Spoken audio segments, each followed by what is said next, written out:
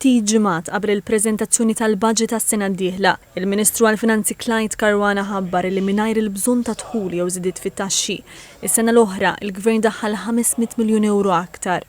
Dis-sena jekk ix-xejra tkompli kif inhu mistenni bejn dak li kont qed nisma' fil-budget tas-sena l-oħra, meta wieħed jinjora tkabbir ekonomiku li għandna u allura konna qed nistennew li dak se jtina aktar dħul, jaf dis-sena ndaħlu 200 miljun euro aktar mit-tassazzjoni tagħna li mhumiex ġejjin mit-tkabbir ekonomiku.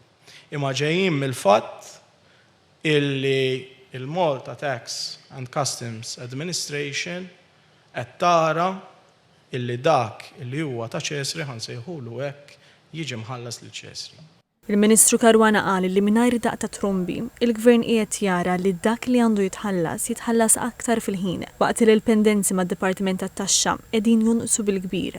Għamilha ċara li b'din il-ħidma il-Gvern m'għandux għalfejn idaħħal jew iżid it-taxxi u żvela li hemm oqsma oħra mill-ekonomija li jistgħu waslu sabiex il-Kaxxa ta' Malta tiġbor dak dovut. Fil-fatt semma li l-konformità fil-ġbir tat-taxxi telet minn 42% għal 85%. Waqt li nieda d-dokument sa' qabel il-budget, il-Ministru Caruana qal li bis-saħħa tar-riformi kuraġġużi li ħall-Gvern fosthom bl-għajnuna fil-prezzijiet tal-enerġija u l-ikel, l-ekonomija Maltija se tkompli tgawdi mill-ogħla tkabbir fl-Unjoni Ewropea. Dwar is-suq tax-xogħol, il-Ministru Caruana qal li r-riformi li saru fl-aħħar 13-il sena waslu mhux biss sabiex ir-rata ta' parteċipazzjoni tan-nisa taqbes il-medja Ewropea, iżda kollox jindika li mill-qiegħ tal-klassifika Malta l-iżgħar pajjiż fl-Unjoni Ewropea mistennija jkollha l-ogħla rata ta' nies jaħdmu. Dwar il-qatt, il-Ministru Caruana qal li dan se jibqa' baxx minkejja x-xokkijiet internazzjonali.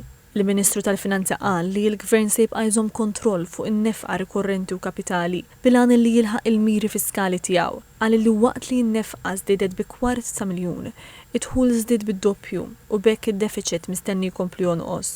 Qal li fil-mument tal-prova bħal dak tal-pandemija, il-Gvern Malti għal kontrarju ta' pajjiżi ferm akbar minna investa miljuni kbar sabiex żamm il-prezzijiet tal-enerġija stabbli. Qal li grazzi għal din l-għajnuna l-ekonomija laqet għad-daqqiet irkupratu kibret, saħaq li se jibqa' għadaminti u mhux se jċedi pulzier mid-deċiżjoni tal-Gvern illi jibqa' jissussidja l-prezzijiet tal-enerġija u tal-ikel. Madankollu spjega li l-ammonti se jonqsu quddiem inflazzjoni li qed timmodera ruħha. Temm jgħid li bis-saħħa tal-ekonomija b'saħħitha li għandu pajjiżna, il-pajjiż jinsab f'qagħda tajba sabiex iwassal budget ieħor li jkun soċjalment ġust u li jagħti lill-familji u lin-negozji kundizzjonijiet tajba sabiex jirnexxu.